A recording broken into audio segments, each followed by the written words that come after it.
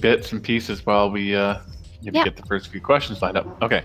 All right. All right. So everybody, thank you for coming. I hope that everyone in Europe, or perhaps you're not in Europe, but this is the time of day that you can make something like this.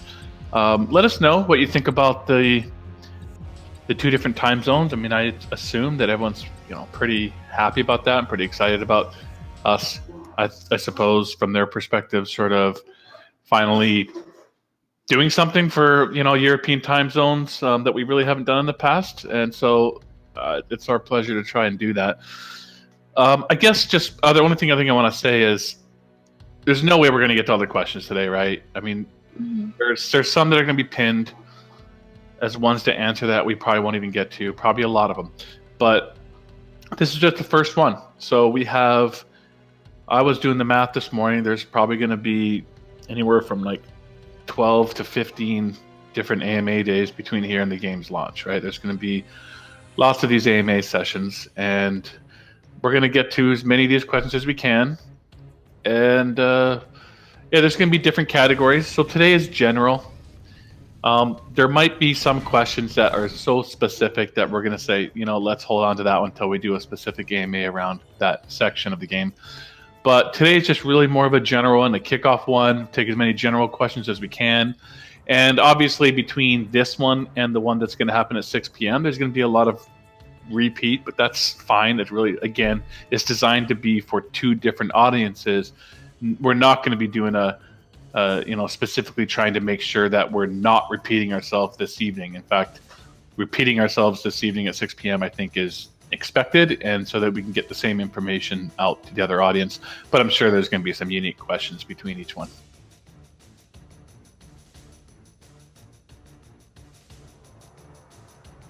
Okay, does that sound good, Mr. Alec? Sounds good. Sounds good to me, Russ. Somebody mentioned in GD, just wondering who we are. I'll introduce myself real quick. I'm Alex Garden, producer, working on a lot of things for the project, story, design, and just a lot of the basic production tasks. So hello, everybody. Hello, Alex. Why is my name one Russ Bullock? You're the only one. I changed it as a request so they can see you at the top of the list. They were saying you were too low down the list. Making you one puts you at the very top. So I just renamed you for temporarily. Okay, so I'm sitting here. I got my pinned messages up. That's where they're going to show up, right? If you just scroll up to the top, we'll do it in that order. Otherwise, it'll crowd the chat even further. So just stay scrolled up at the Ask Me Anything, and then we'll just put reactions once they've been gone over. The little emotes under them. Okay. Yeah. Are there plans to add weapon recoil? I would say yes, right, Alex? I mean, there is already, as I understand it, weapon recoil for the bigger weapons. Yeah, we have a generic recoil system. Pretty sure it can hook into any weapon, conceivably. It's all just using fairly generic standard recoil for now, and that's something we'll just kind of tune as we go forward. So yeah, we have a recoil system. Yeah, I mean, I guess some thoughts on that would be it's fun, it's cool. We'll just have to make sure that that's the bottom line with this game. It's going to be, is it fun? If it's something that gets a little wackier and kind of detracts from the game's fun, then we're not going to go there. But definitely, I think there's some tuning there we can do that make it feel really great. No, I can't talk. I'm just Can I ask a follow-up question to that one? Oh, okay. Yeah. How does the recoil affect the aim currently? Well, I mean, if you...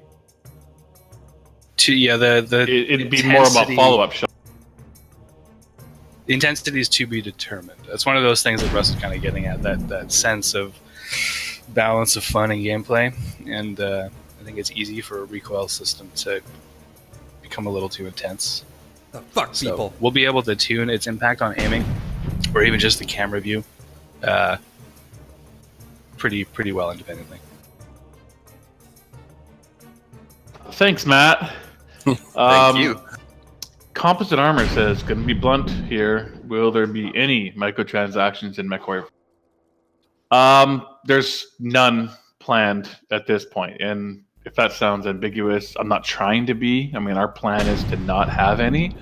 We're really taking a traditional product and traditional DLC style model with Mechwarrior 5.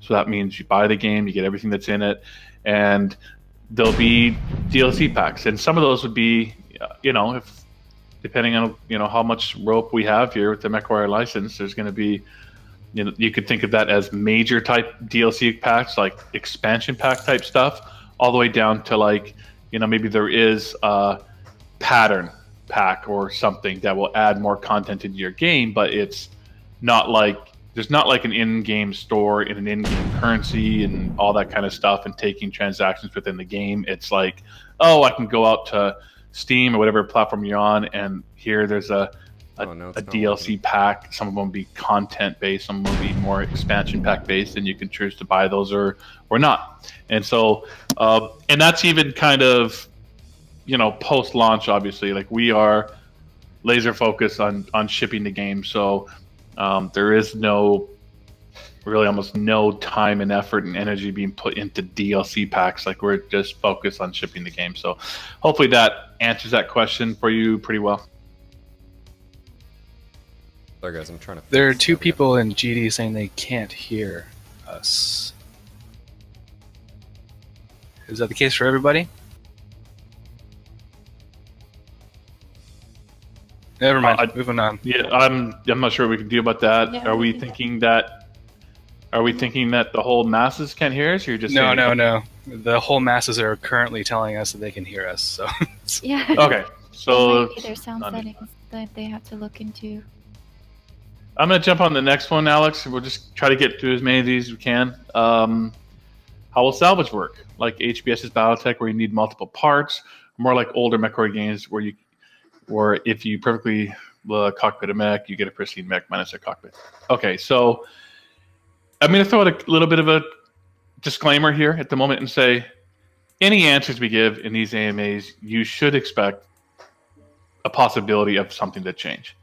The game's going to go through alpha and beta testing, and we might change our minds on stuff. But generally, this is how it works. It's not exactly like HBS BattleTech, but it's definitely not exactly like you describe at the end there, or it leans more towards as what you call older Mechwarrior games. It's kind of a combination. So the game has negotiation points. That's how we're handling the player's ability to negotiate contracts. And as you earn these negotiation points, you can spend them.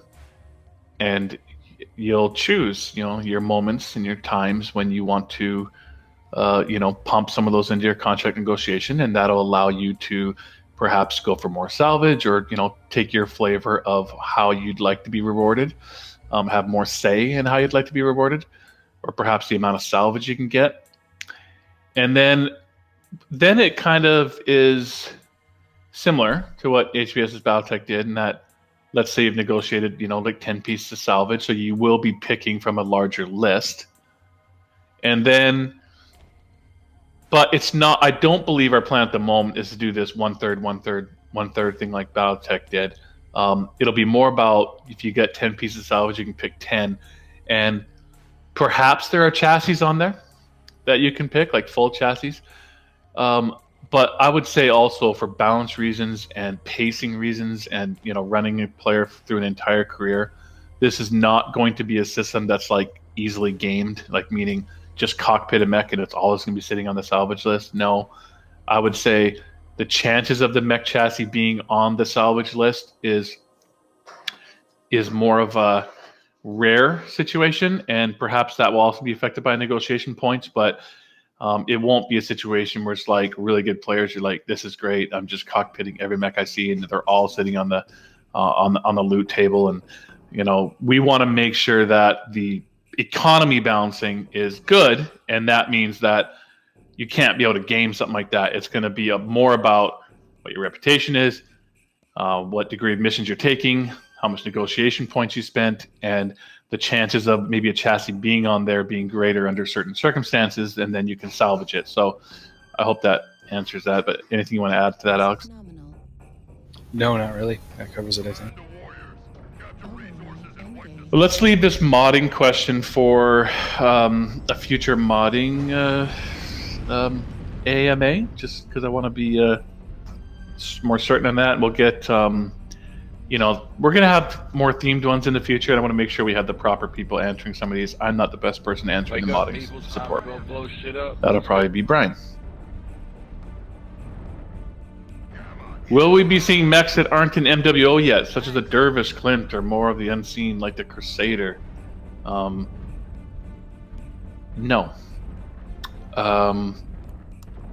Pretty much we're taking a portion of, this is one of those big advantageous moments of taking advantage of Mechwarrior Online, and in some hand you might say, oh, you know, bummer, I'd like to see new stuff. I'm not going to say no entirely. There could be, you know, a new mech that shows up in there, but in order to get as many mechs in Mechwarrior 5 as possible, we needed to take advantage of what Mechwarrior Online's done. So it's a great advantage for us because unlike past Mercenaries titles that maybe had a dozen chassis, you know, we're gonna have like 50 plus, and that's not counting the variants, of course. So there'll be hundreds, including variants. So that answers that one, I think. I'm gonna jump back a little bit. I think we just really quickly on language support. We do have full plans to do eFigs, and people are asking about Japanese. I don't know for sure. I guess at this moment I'll just say we definitely would love to sim ship with eFigs, and that's all I'll say about that for now. You want to take the Nightbird one there, Alex? Notice that mechs are scaled better than MWO? Yeah, so as far as I know, this may be better for future art AMA, but mech scaling hasn't been adjusted for this. We may have done some tweaks because of the new per mech, per component damage modeling that we're doing, but we haven't really rescaled anything, to my knowledge. So everything should be what you're familiar with from the MWO scales as they currently. Yeah, but I don't believe we've scaled anything differently either. I think maybe people are getting a sense of that. Just maybe we've done a better job of scaling the environment in Mechwarrior 5 with the buildings and such, so it feels that way.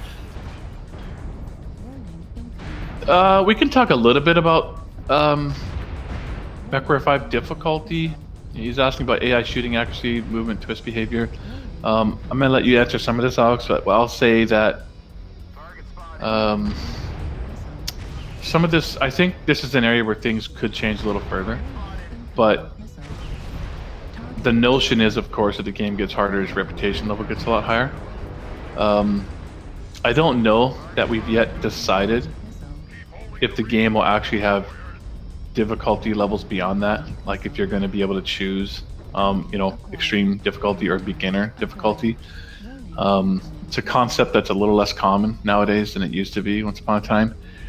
But I guess if we want to talk generally about how the AI gets more accurate, maybe Alex, we just talk a bit about the overall pilot system that affects both your AI pilots and the enemy AI pilots and how they become more accurate or you know, deal damage, etc. Yeah, so we do. I'll kind of lump 2 and 3 into one answer here. So we do have a pilot skill system. We don't have a user-accessible skill tree management system. Your own AI pilots will level up naturally according to kind of the situations you put them in, the weapons they're using, the scenarios they run through. So the more they use this, the better they'll be at it, et cetera, et cetera. So it's kind of more of a natural level up system. In terms of, the difficulty slider, there won't be a traditional one, at least for now.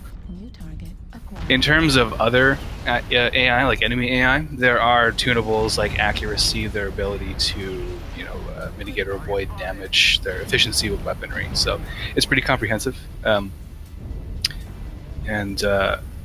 just to touch on that, because it's a blueprint thing, that'll also be exposed to additional modding and expansions and things like that. All right, cool. Imperious got a few questions here. Imperious, the modding one, I guess I'm going to leave again for the modding one. Obviously, you have access to all the models that are in Mech 5. I think you're asking, will we have access to the other models that are not in Mech 5 but are in NWO, like the clan models? I'll leave that for the modding conversation.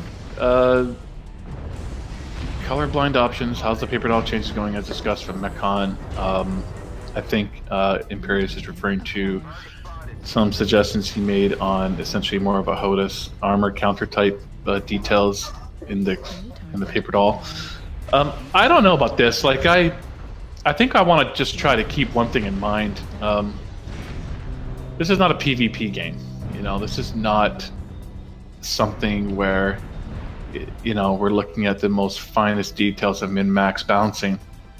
But at the same time, I understand that advanced players like to have more detail than just seeing a deep red on a color, and they'd like to know exactly how much armor's left there. So I don't know that we've made a decision yet on if we're going to add that type of complexity to the paper doll experience. It would have to be an option. Obviously, we have to keep in mind that, and this kind of went to the video on the pre-order. Like we really need Mechwarrior 5 to reestablish, you know, Mechwarrior out there. You know, it needs to be successful, and that means not dumbing it down to something ridiculous, you know, that appeals to every, you know, Fortnite player. That's not going to happen. That's not realistic. It still needs to be Mechwarrior, but we also need to be careful with not making it just for the nichest of the fan base as well. So things like this that add maybe more. I think I said HOTUS before, which is right. What's the term I'm looking for? With the paper doll that shows all the armor levels and such. Alex, I was counting piece of on hardware, you mean? What? No, like on the paper doll when you see all the armor levels for each of your components. There's a term that people use for that, and I've forgotten it right now. At any rate, HTAL. yes, HTAL. Oh, That's right. I was thinking not what I said. HTAL. I don't know. Any general thoughts on the paper doll stuff that's being asked? You remember at Mech.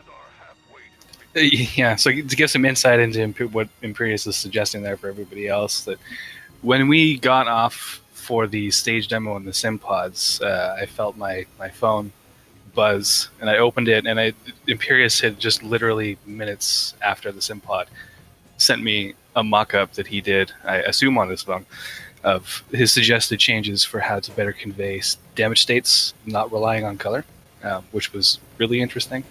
On the colorblind option as a whole, so we've considered colorblind and trying to design around that. You can kind of see that reflected a little bit in the original HUD from the original MechCon playable being green, and the one this year being blue. So blue is a little better to handle across the different colorblind types. So we are keeping it in mind. We haven't yet implemented a system for being able to modify these colors, you know, in the front end. But we'll be considering that for sure. I'm going to keep moving along here. You had a good run there, Imperius. Actually, so one thing I want to pick out here from this other bit is on slowdown. So, and running into many things.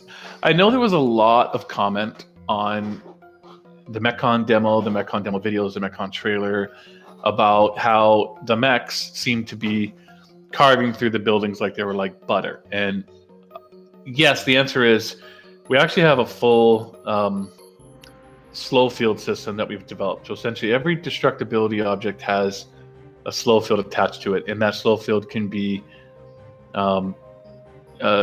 adjusted for, you know, the size of battle mech that you have, and how much it slows you down and how much it doesn't. And the MechCon demo just really didn't have them present in the building. So we didn't feel like we had enough time to tune them perfectly for the demo. So for us, we thought let's just really capture the fun of just carving through these buildings. So I think it was a lot of fun, those that played it. But you know, the Mechwarrior crowd, of course, is a little more discerning. And yes, you will be slowing down when you're plowing through buildings. Maybe the hugest mech going to a very small building might feel next to nothing. But you know, a smaller mech going through that is gonna feel very different compared to the big ones. So yes, on that. It's just try to keep moving here, just because there's so many. But let's see. Oops, I lost track of. I saw one there on Brexit. Yeah, we're not going to answer about Brexit. That was a good one. I like that question. Medivac, it's funny. Will there be ghost heat or heat penalties? No, I mean, I think this should be clear by now, guys, that there's no reason to have ghost heat. There's no reason to have heat penalties. This game only needs to be balanced for fun. You destroying PvE mechs and them shooting at you. So there's no reason for us to even think about ghost heat or ghost penalties. There was one question about the VR right above the Brexit question. Did you want to? Yeah, There both was. the bird exit one. Sometimes if I skip something, just assume I meant to. No. Oh. I think that I don't know. Alex is a big VR guy. He's a big fan. I like it too. I mean, only way I'm going to answer this is just to say, if we have time, like it definitely won't take priority over us just shipping a great game on time. Do I think there's a pretty good chance that at some point Mechwarrior 5 supports virtual reality? I think there's a pretty reasonable chance if the technology continues to move along, and I think if people continue to buy VR headsets and there continues to be an interest, that I mean, whether that makes launch, I'm going to say probably less than 50-50, just because we're just so focused on getting the game out. Chance that within 90 days of release that there's support for it, better than 50-50. That's about the best I can do for you right now. Sorry, that's the best I got. Would we ever see super heavy mechs in MW or Mechwarrior 5? I'm going to go with no. I'm a pretty traditionalist here. I'm not exactly even sure what super heavy means. I think that means over 100 tons. I don't see that day coming anytime soon.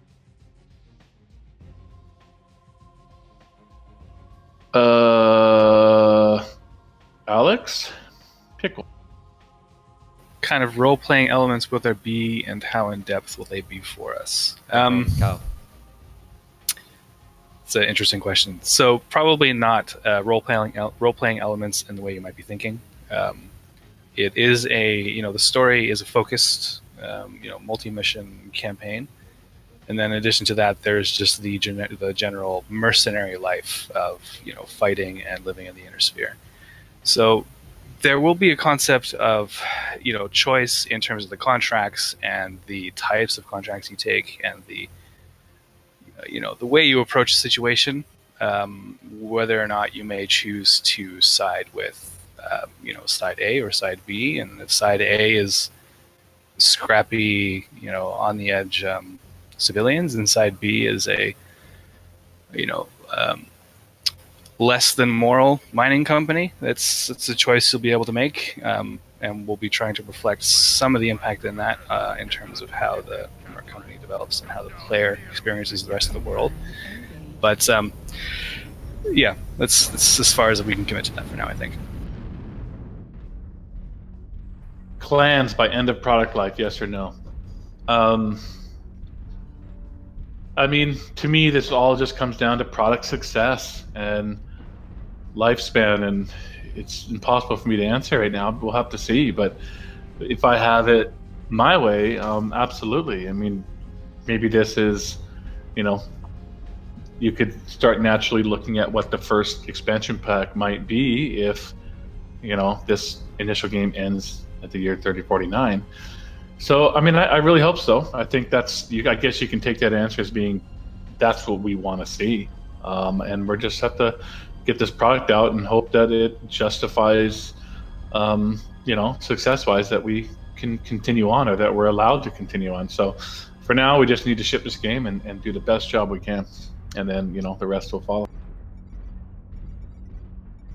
How much of the inner sphere can they travel, Alex? I'll think it's pretty much all of it. So we're going to be culling the list a little bit, just so, 3,000 systems is a bit overwhelming. So we'll cut that down a bit, but, you'll be able to go edge to edge. And there will be some peripheral presences and things like that as well, beyond the inner sphere core. So, a large part of it. Okay, I'm going to take on this Mech Lab question, and it's a really, really important one for people. what kind of customizability will we have for Mechwarrior 5, engine, Pharaoh, Endo. I'm not going to take 10 minutes and get into the nitty gritty because that's how complex Mech Lab is. But I'll answer it very much like I did at MechCon. Maybe some of you didn't hear that question. Yes, there's a Mech Lab. Yes, you can modify your mech. It's just not to the level of Mechwarrior Online. I mean, let's be honest. Mechwarrior Online is far and away the most complex Mech Lab that there's ever been in a Mechwarrior game by a long shot. It's not even close. And you can do everything, from armor to internal structure to engines, swapping the type of, all the upgrades, everything else. It's a lot, and it's great for a PvP game. Mechwarrior 5 is a single-player game, and it has one of the most important things we need to do is balance its economy over from the year 3015 all the way to the year 3049. And since we're going to have upwards of 200 to 250 mechs and mech variants on the marketplace, and you go on missions, and it's in Salvage, and you're exploring the extremities of the inner sphere and bumping into chassis in Lao space that you haven't seen in 20 years of career. Those are awesome moments that our game can deliver that no past Mechwarrior game can. So the last thing we also want is that you can say, well, I got a Centurion, I can essentially go into Mech Lab and make all the other ones, through the Mech Lab, or anything that negates other variants and things. You can see we're not going to be doing in our Mech Lab. One good example is, a certain year comes along in the 30s, and the Jenner JR7F with ferro fibers becomes available.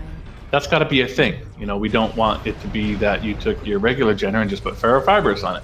So I hope that answers your questions. You can certainly go in there and adjust armor values. You can go in there and you can decide that, well, I don't ever use this small laser in my head. I'm going to take that off and I'm going to put some more ammo on or put some more armor on. Or there's a fair amount that you can do, but it is limited in the sense that we're not making it so you can create totally different, variants and things that we want to save that for more of the marketplace, the salvage, the this huge long career, and making sure that exploration and discovery and being able to find these variants on the marketplace is going to be great moments and wow moments, and it's all about economy balancing. I can just tack one thing to the end of that as well. So you'll get a lot of variety from weapon variants and equipment variants. So we're going to keep working through just what those variants look like in the end of things in terms of values and behavior, but we're not just at this point considering, well, we'll just change this value from this to this, and suddenly that's a different variant. Some of these weapon classes, we're looking at thinking outside the box a little bit, how they can behave a little differently. So you may find a rare, AC5 from a specific manufacturer with specific values and a slightly different behavior from a standard AC5. So there's going to be a lot of equipment-based variety by the 3D Mech Lab. Gracias. Silver Guardian's talking about fields that took on damage got burned but wasn't permanent. Is there a chance that permanent field damage will go beyond buildings? I think yes. In fact, the fields were actually permanent damage. We had a system that actually all the crops were burnt and gone permanently. Some of the team didn't think the art looked quite good enough for the MechCon demo, so we reverted that out. I think it's just decal, but it answers yes that first question for sure.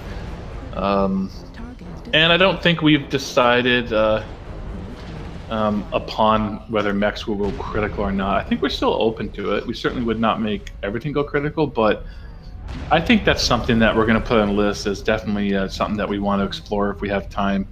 It could be really fun and interesting, of course, if even rarely one was about to blow. But just make a note, Alex. It's cool. It is very cool. Okay, I'm going to answer. There's a couple questions here that talk about. I'm going to lump these next two together really and answer the aspect about infantry. I think the answer here is yes. We have the vehicles and everything, and we'd love to see infantry. We'd love to see the ability, like, just to be having small soldiers on the ground that you can stomp or put your flamers on, and even just have to at least care enough that they might have a single missile launcher or something. The challenge here for us, I believe, is going to come down to performance and making sure that we have enough performance, to spare to kind of do this. Sure, there's a capacity issue, and just making sure that from a priority standpoint, there's a lot of things that are much higher priority to make sure that the game is great before we do this. But assuming we have the time, then it just comes down to priority, because in Unreal, this is just any game, but like we need to find a way or come up with a way to do this in a very cost-effective way from a performance standpoint. Because if you just put a regular character down on the ground to do that, in a lot of ways it might be not as expensive as a mech, because mechs are very complex, but it's a character with all the underlying support that a character has with animation systems and stuff. So we would need a much cheaper way of doing that. And we've come up with a few ideas of very, very, very basic, cheap type infantry in the ground that we don't want to be spending milliseconds of our game time on infantry. We're gonna have to come up with a much more effective way of doing that. So for now, I'm saying we have plenty of people in the office saying we'd love to have that. So any other thoughts on that, Al? Nope, not really. Yeah, I know it's been something that a lot of people have been talking about since the trailers and stuff. So I can't guarantee it, but we want it like you. How many mechs can be going available in the closed beta? Let's wait till we get a little closer for that, but there really won't be any reason for us to limit the number of mechs, is my basic answer. So I think probably like a lot, maybe all of them. So no promises.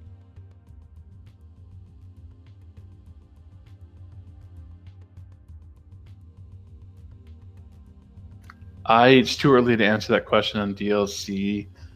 I think he's asking for. Remember, the only time this will really become an issue is playing in co-op.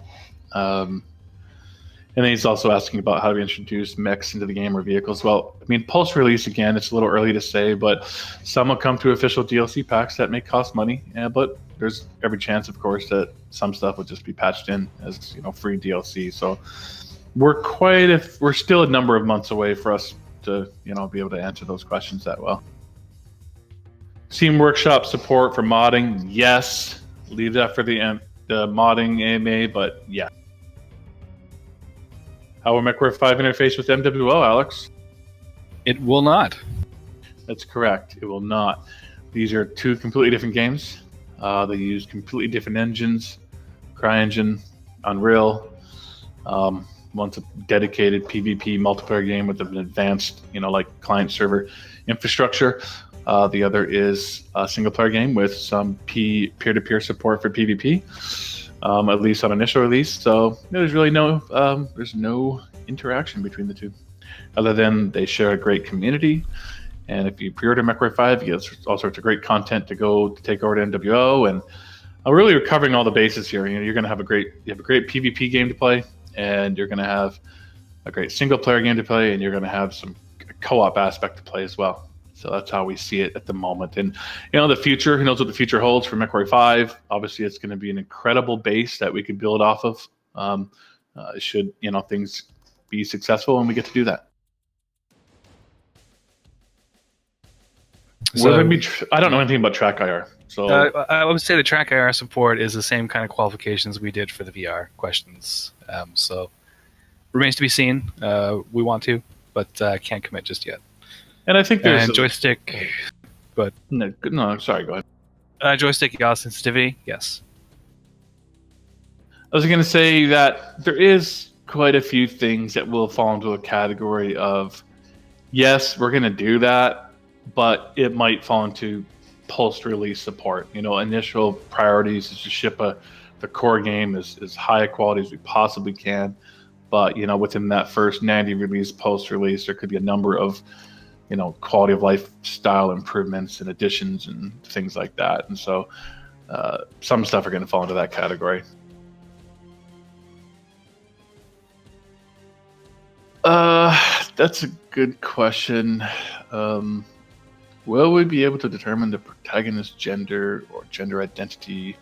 I'm gonna just loosely answer that for now and saying some of that's still up for grabs. The initial thinking was that the answer was no.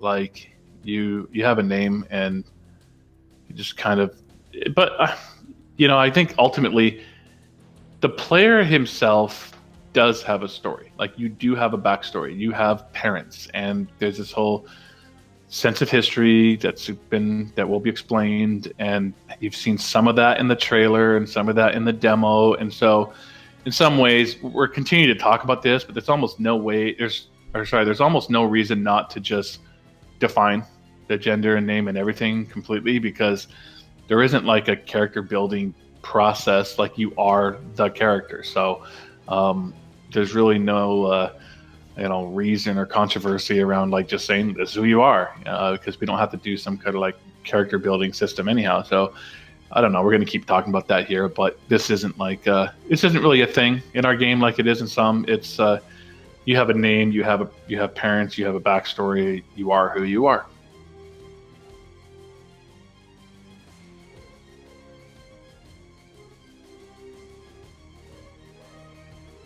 Why don't you jump to LNVNR? That's a good question, and I think I know the answer, but this is a test for you to see.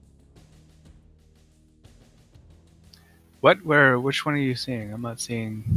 Oh, sorry. Yeah. In-game content. No content. I mean, based on Russ's previous statements about potential DLC and any additional content or expansions, there's obviously a lot of internal discussion, a lot of internal ideas, internal plans. I will say that the story goes further than the core campaign, so we have a lot to draw from. But in terms of what that might be, and no comment at the moment. Well, I was looking at the back half of that question, which is like survival mode with waves of mechs. So basically, I kind of interpret that to mean something like our instant action manager. So the plan is for the game to have an instant action manager. This is something that I think will be available from the get-go. Part of me kind of wants it to be available when the campaign's been complete or something like that, but those are just little details that we argue about until the end. Probably be available from the get-go, because that might be a main point of playing PvP. Sorry, I just blew it. PvP. Don't take that as a sign as PvP. I meant co-op. So, in a way to play co-op would be, you can jump into each other's campaigns, but one of the better ways might be just getting into this instant action manager, setting up a scenario or mission type, and jumping in there with 3 friends and playing co-op. So this instant action manager is just what you might assume it would be. It's here, let's do this assassination mission type with this type of map and biome and all these various settings, and I'm inviting 2 friends in co-op, and we'll have 1 AI pilot, and you'll set up a scenario and go out there and play that. So as far as there being little extra game modes like waves of mechs and stuff, I would say you would expect it to support the types of missions you saw in the game.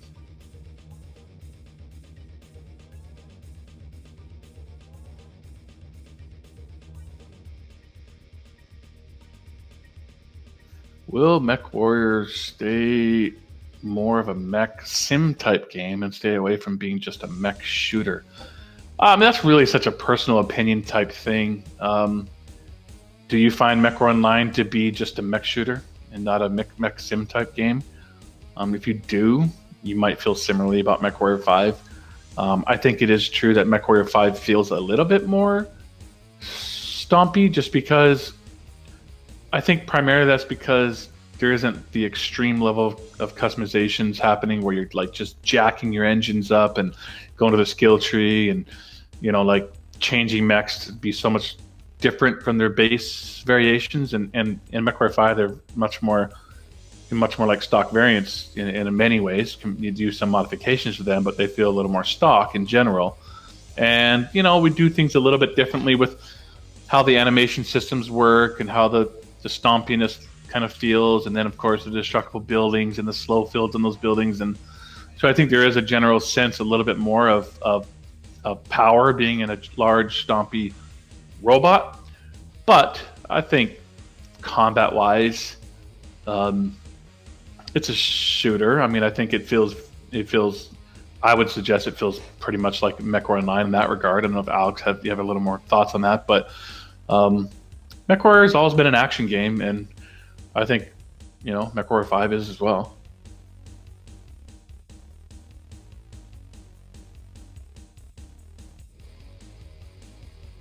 Okay. Recon asks, can the engine of a chassis be modified, or is it fixed, like in Hairbrain's Mech Lab? Right now, they are fixed. Right now, you cannot change the engine. Reactor online. Sensors online. Weapons online. Will there be maps that are not procedurally generated for main story missions? Maps Yes. that are not procedurally generated for more main story missions. Yeah, so we have the ability to have generated maps. We will have the ability to have generated maps that use specific components and maps that we've generated, basically, or not generated, but built from the ground up. So the mission that everyone played at the last MechCon, that was a story mission that was hand-built using our existing assets, and the assets that we use for that are also used by the generated system. So it's kind of just this one big shared pool of assets that we can use, in hand-built maps or just in generated. So yeah. I'm going to jump down to Insaniac 99. I feel like we answered the other ones. Yeah, I think another thing we should bring up or remind people of, and when we've been talking about Mech Lab and everything, is that there is an element here that is new. Like you saw some of that in Hairbrain's game, and you've seen, obviously aspects of this in Mechwarrior Online. I mean, essentially it's quirks, right? I mean, if you look at Hairbrain's Battletech, they have essentially quirked weapons, and so Mechwarrior 5 does have the notion of manufacturers' weapons. So what you can boil it down to quirks based on different manufacturers. So it does add a level of customization to the battle mech, where you can swap out your medium lasers to a particular manufacturer's type if it plays with your preferences better. So it does add another level of flavor to the marketplace and to the salvage, of course, and things like that. And believe it or not, most of these most of these things that have been planned for years now, like well before Battletech came out or anything, but just good ideas.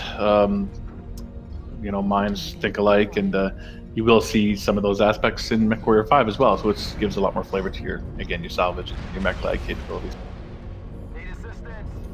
As for that Lost Deck question, I can either confirm nor deny. New target acquired. New target acquired. Major events like War of 3039. I would say, I mean, it's kind of like yes and no here. Like, yes, the map of the Inner Sphere is going to be changing dynamically with the map of the Inner Sphere as it does in lore. So from the 3015 all the way to 3049, you'll see it happen, and definitely those big events are happening, and of course you'll see them in the news feeds and stuff like that. And of course, it'll also play out that if the player is in that vicinity during that time frame, they can end up fighting in that area of space and fighting for one of the factions involved in that battle. But just want to be clear that we don't have the time or resources to, of course, create custom story missions for every major battle that happened. Like, that'll play out in the Inner Sphere and where the missions are and who's fighting and and how the map changes and all that. But the custom, story missions are around the game's story, like your backstory, and you've got two different arcs as a player that you're going through. I think that hopefully that was clear. Yeah, and when those kind of big, known lore events do occur, if the level of participation the player will have, it's not like you're going to be, Forrest Gump going in there and shaking hands with the president or anything like that. You are a mercenary. You are not a major force, so the contracts you get will be kind of reflective of that. So you won't be a savior or primary actor in these events. I'm gonna jump to how a co-op part work in the game. So it's just probably pretty clear by now, but I mean, some people, weren't at MechCon or maybe didn't listen into the MechCon stream or haven't caught this, but it's gonna happen. It's gonna work pretty basically. I mean, we're going fairly old school with that. I mean, this is not some sort of large server infrastructure type thing where there's like a matchmaking service or something like that. I want that to be clear. This is like you and your friends list. So invite them into your game, go into their game and join them. And you can join them on their campaign. You can take the place, you can play as one of their AI pilots. So the notion is, if I'm running a game and I got my 3 AI pilots and I'm having a great time, I invite Alex in. Alex is going to play, let's say I assign him to War Dog, one of my, say, play this one, play this guy. And that way, while Alex is playing with me, we're having a great time, I'm still getting my War Dog guy leveled up along with everybody else. He's not being left behind. And he's joining me in my campaign. And then I can go back, I can go join him on his and play co-op with him. Or we can maybe just make use of the instant action manager and just set up a scenario and play together. This is one of those things where we could see slight variations and changes in our design as we finalize things, but just think of it essentially as one of you guys is going to play host, and you can invite 3 of your friends to come in and play co-op with you and experience a single player campaign together, or perhaps the instant action manager.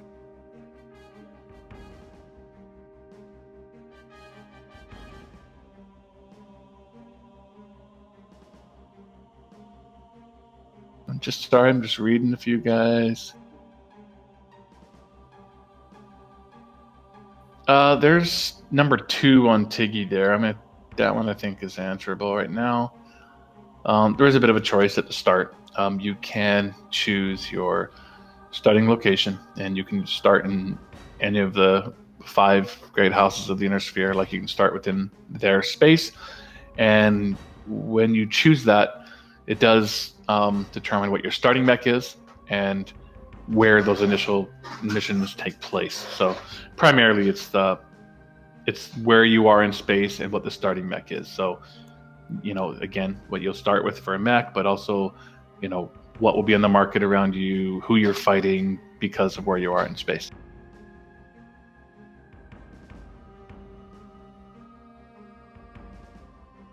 Will hero mechs make an appearance?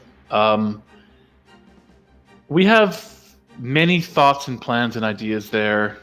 Let's just say it could be really cool. Good question from Viking. If the game is co-op up to 4, will mission difficulty scale per player?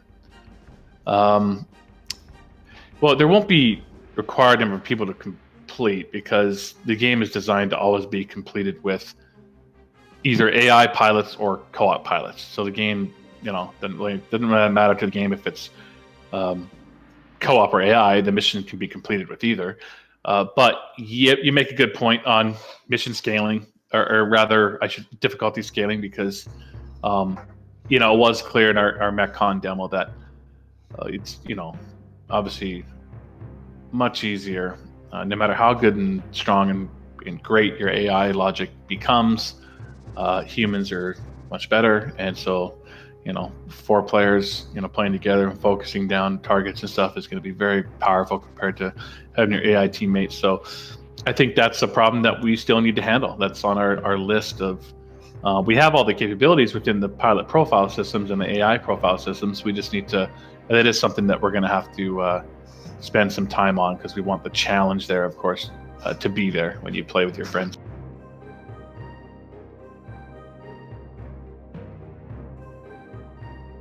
Right, so we're going to go for about another 10 minutes. And again, if we don't get to your questions, there's going to be plenty of these, and we're doing it again at 6. So Alex, just go ahead and grab any that you want here in this vicinity, and we'll get to it.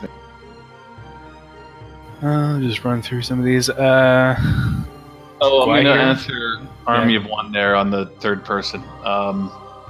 My expectation is that we will have a very robust and significant third-person camera for Mechwarrior 5. There's no reason to restrict it like MWO. There's no PvP competitive issues or anything like that. Again, we want this game to be successful, and that means having it sell as many units as we possibly can to show that Mechwarrior is back and it's viable. So,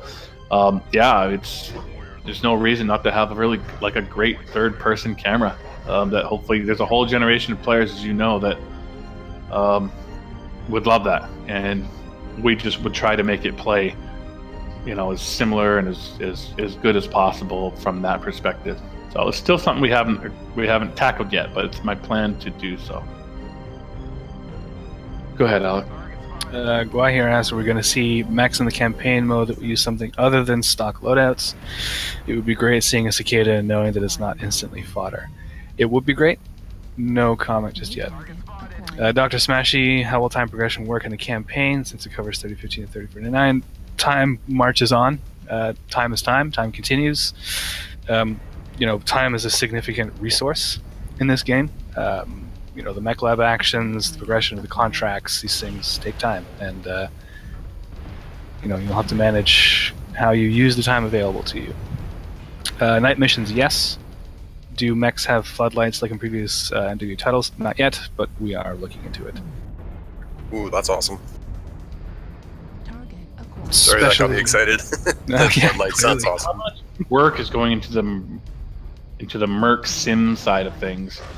I mean, I want to say pretty extreme amount of work. I mean, that's the entire front end metagame experience. Really, is running your Merc unit. So, I don't know, a lot. Weapon destroyed. Just something we haven't shown yet, right, Russ? Yeah, we haven't really shown the metagame at all yet, and so that's mostly just due to the entire front end experience is in heavy development, and we'll see. I guess it'd be, more in the spring. We'll start to see more of that stuff. Acquired. A couple of these we've answered, different brands of weapons. One thing, will players be able to influence planetary control, flipping from one noble house to another? No. Planets will flip as they flip in lore. This is not a situation where you're going through, as a relatively small mercenary company, Acquired. turning the tide of whole conflicts. So you'll be able to contribute, but the inner sphere is the inner sphere, the lore is the lore. Are we going to other cons? I think the answer is yes here, but probably nothing as early as PAX East. Never say never, but my guess is, just being a smaller company, that these are expensive, and New target. with our release date in early September, I think the ones E3 possibly, but that's a bigger show, more for publishers. The ones that we're in particular targeting, hoping to hit, of course, would be Gamescom in August for Europe, and then PAX West in Seattle for North America, the two biggest consumer shows. And they did that. Both those come right before our game's release, so that's the kind of hopefully we can hit that as a minimum. We missed a question from Derek. Can we expect to see some special events and random events occur throughout each game set? Did you mean to skip that one? Yeah, I did. I didn't have an answer for that at the moment. Our eldest market is unanswered. Yeah. We will have the ability for events. The question of random events is a little more complex. I can run through a couple of these. Tech levels changing as the game continues. Will post-game allow players a better chance to acquire lost tech and possibly clan tech? Possibly, maybe yes. Possibly, maybe no.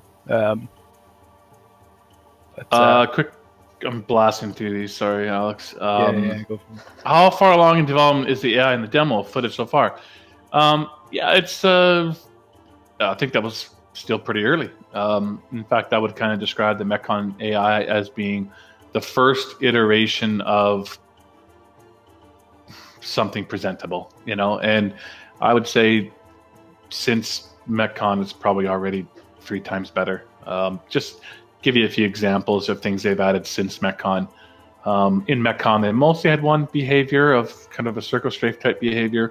Now they have the full behavior of taking their weapon loadouts into account, and a catapult, K2 is going to sit back at an ideal range for its PPCs and try to, as best it can, to keep that range with you as you close the gap, and then we'll switch tactics when it can no longer, maintain that range. That's a pretty big thing. That's really doubles their effective, capabilities right there. And they now have the ability to shoot through destructible objects to get at you, where they never had that before too. So, and that's all. What is it? January 16th, and MechCon was December 1st. So, I'd say a lot's happening, and you're still going. It's going to be, significantly more advanced than you saw in the MechCon demo. Does collateral damage to civilian buildings and vehicles count as deductions toward your mission payout table? Yes. That's kind of on a per mission thing, but yes. So that MechCon farm that you people were so gleefully destroying, there may be a consequence.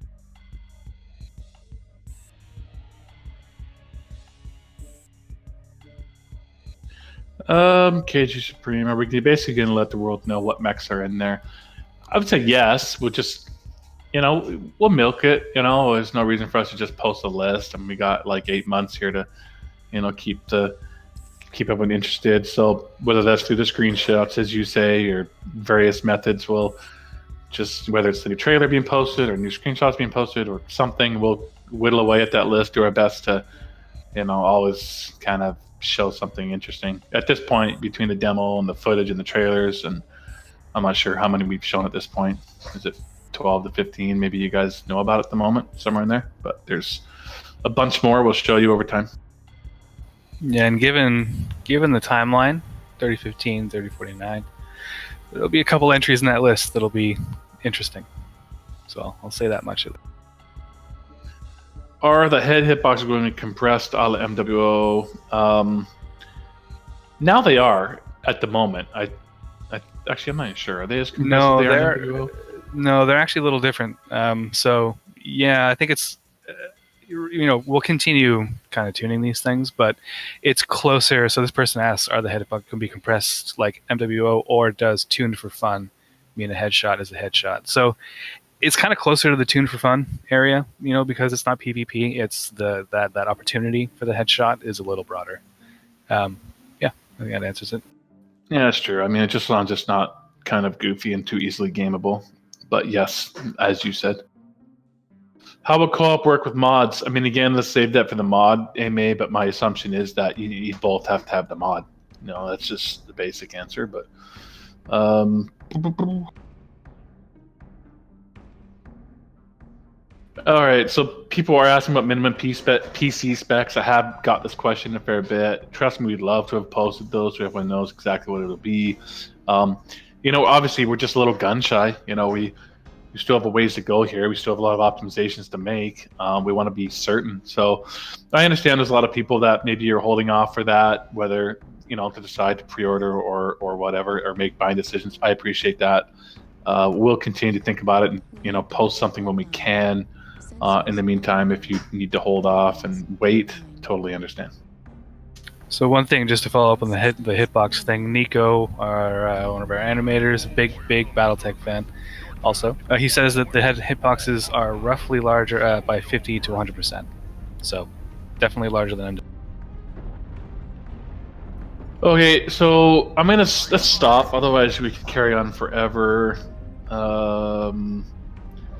Yeah, I keep seeing ones I want to answer, but we got another one at 6, and we have another 15 or more. So let's stop. New target acquired. All right. That's where, yeah, do it. Someone jump in and officially close. Yeah, good it. stuff. Yep. Thanks everyone for joining coming, us. everybody. Thank you guys. Yeah, it's just the first one, guys. Appreciate the questions. Tune in at 6 if you can, and we'll keep having these, and we'll get some more focused ones. So obviously subjects, Tina and Matt and those guys will handle that, but obviously there's one for modding, we know, art, mission, we can run through the big. Yeah, I might clear this text channel for the next session at 6 o'clock. But yeah, I'm letting people communicate thank yous and awesome. Thank you guys for being here. See you guys at 6.